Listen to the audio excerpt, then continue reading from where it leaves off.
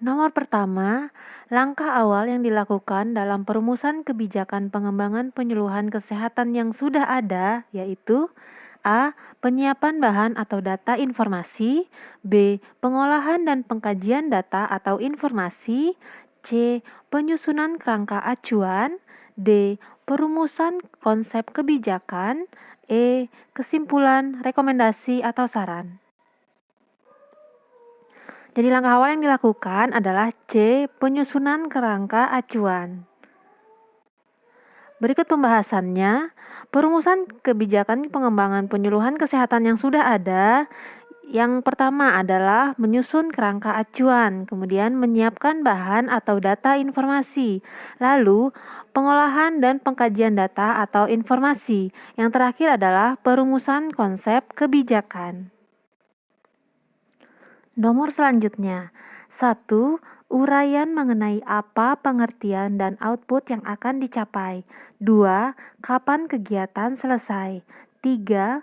Mengapa kegiatan tersebut perlu dilaksanakan. 4. Berapa perkiraan biayanya yang dibutuhkan. Pertanyaannya, yang termasuk isi dari kerangka acuan kegiatan yaitu A. 1, 2, dan 3, B. 1 dan 3, C. 2 dan 4, D. 4 saja, E. Benar semua. Jawabannya adalah E. Benar semua. Berikut pembahasannya. Terdapat 7 isi dari kerangka acuan kegiatan yang bisa kita singkat menjadi 5W 3H. What, why, who, when, where, how long, how, dan how much. Nah, kita uraikan satu-satu. Isi dari kerangka acuan yang pertama adalah what. Uraian mengenai apa pengertian dan apa output yang akan dicapai dari kegiatan yang dilaksanakan. Kemudian ada why. Mengapa kegiatan tersebut perlu dilaksanakan dalam hubungan dengan tupoksi dan atau sasaran program yang hendak dicapai. Yang ketiga adalah who. Siapa satuan kerja, panitia, tim atau personel yang bertanggung jawab melaksanakan dalam pencapaian output dan siapa yang menerima manfaat dari kegiatan tersebut. Yang keempat adalah when. Kapan kegiatan dimulai dan selesai. Lalu ada how long. Berapa lama waktu yang dibutuhkan untuk menyelesaikannya. Kemudian isi yang kelima adalah where, di mana kegiatan tersebut dilaksanakan. Lalu ada how, bagaimana kegiatan tersebut dilaksanakan. Dan yang terakhir adalah how much, berapa perkiraan biayanya yang dibutuhkan. Soal selanjutnya, suatu dokumen yang berisi rincian komponen-komponen input dari sebuah kegiatan serta besaran biaya masing-masing komponen merupakan pengertian dari A. Prioritas masalah, B. Rincian anggaran biaya, C. Definisi operasional, D. Kerangka acuan kegiatan, E. Term of reference.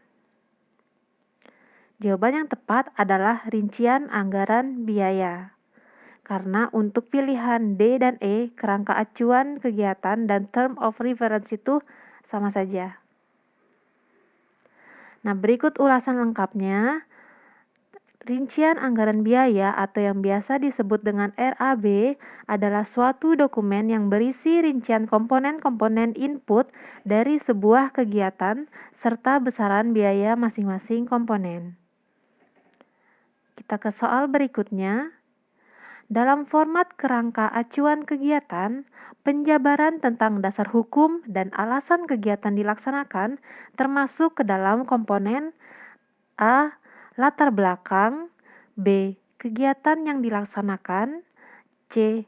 Cara pelaksanaan kegiatan, D. Maksud dan tujuan, E. Indikator keluaran dan keluaran. Nah, jawaban yang tepat adalah A. Latar belakang.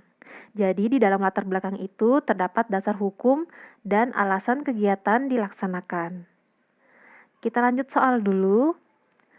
Dalam format kerangka acuan kegiatan, penjabaran tentang metode pelaksanaan dan tahapan kegiatan termasuk komponen dari A. Latar belakang, B. Kegiatan yang dilaksanakan, C.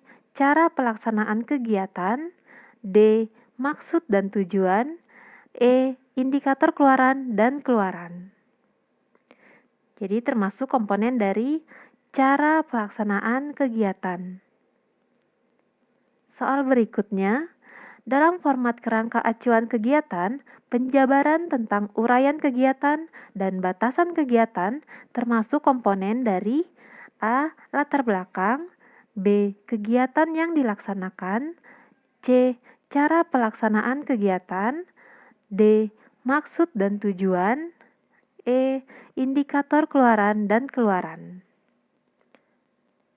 Jawaban yang tepat adalah B. Kegiatan yang dilaksanakan. Nah, berikut ulasannya. Adapun format kerangka acuan yang pertama adalah latar belakang. Latar belakang berisikan dasar hukum, gambaran umum, dan alasan kegiatan dilaksanakan. Kemudian yang kedua itu ada kegiatan yang dilaksanakan. Isinya adalah uraian tentang kegiatan dan batasan kegiatan. Kemudian susunan berikutnya adalah maksud dan tujuan. Kemudian susunan yang keempat indikator keluaran dan keluaran. Kemudian susunan yang kelima yaitu cara pelaksanaan kegiatan yang berisikan metode pelaksanaan dan tahapan kegiatan. Poin nomor berikutnya yaitu tempat pelaksanaan kegiatan, kemudian pelaksana dan penanggung jawab kegiatan, lalu jadwal kegiatan, dan yang terakhir adalah biaya atau total biaya yang diperlukan dalam kegiatan. Soal berikutnya, di bawah ini yang bukan langkah penyiapan bahan atau data informasi, yaitu A. Tentukan jenis data yang diperlukan, B. Membuat jadwal pengumpulan data, C. Membuat izin pengumpulan data, D. Analisis distribusi frekuensi, E. Pelaksanaan pengumpulan data. Jadi yang bukan langkah penyiapan bahan atau data informasi yaitu analisis distribusi frekuensi. Karena analisis distribusi frekuensi ini masuk dalam isi atau komponen dari pengolahan data.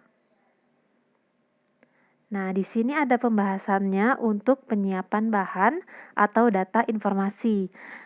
Isinya itu yang pertama adalah menentukan tujuan pengumpulan data, lalu jenis data yang diperlukan, sumber data, cara pengumpulan data, lalu membuat jadwal pengumpulan data, membuat izin, melaksanakan pengumpulan data, dan yang terakhir adalah memeriksa kelengkapan hasil pengumpulan data.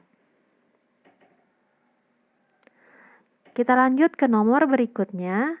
Di bawah ini yang tidak termasuk komponen dalam pengolahan data, yaitu A. Definisi operasional, B. Analisis distribusi frekuensi, C. Analisis modus, D. Analisis rata-rata hitung, E. Penyebaran atau pemetaan sesuai jenis data. Di sini jelas ya, yang tidak termasuk komponen dalam pengolahan data, yaitu definisi operasional. Berikut ulasannya. Dalam langkah pengolahan dan pengkajian data atau informasi, mula-mula yang dilakukan adalah mengolah data atau pengolahan data. Nah, di dalam pengolahan data ini terdapat analisis distribusi frekuensi, analisis rata-rata hitung, median atau modus, dan yang terakhir adalah penyebaran atau pemetaan sesuai jenis data. Kemudian langkah selanjut di dalam pengolahan dan pengkajian data atau informasi adalah perumusan masalah, langkah selanjutnya prioritas masalah, lalu analisis sebab akibat dari masalah, kemudian merumuskan aspek perilaku dari masalah, dan yang terakhir adalah merumuskan masalah manajemen kegiatan atau program atau upaya.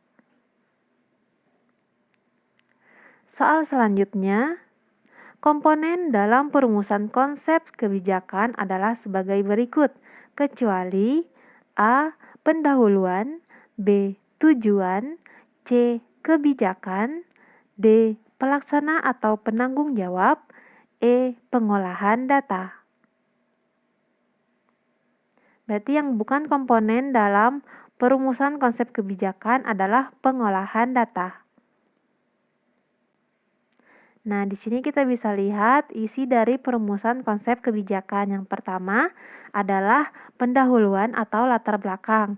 Kemudian ada tujuan, kebijakan, pelaksana atau penanggung jawab, dan yang terakhir ada kesimpulan, rekomendasi atau saran.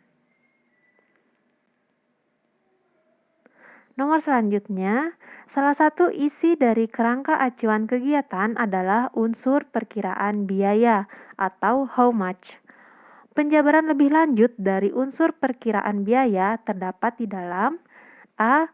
Prioritas masalah, B. Rincian anggaran biaya, C. Definisi operasional, D. Kerangka acuan kegiatan, E. Term of reference. Jawabannya adalah rincian anggaran biaya. Berikut pembahasannya terdapat di tulisan yang sudah di stabilo warna biru. Rincian anggaran biaya merupakan penjabaran lebih lanjut dari unsur perkiraan biaya atau how much dalam kerangka acuan. Terima kasih.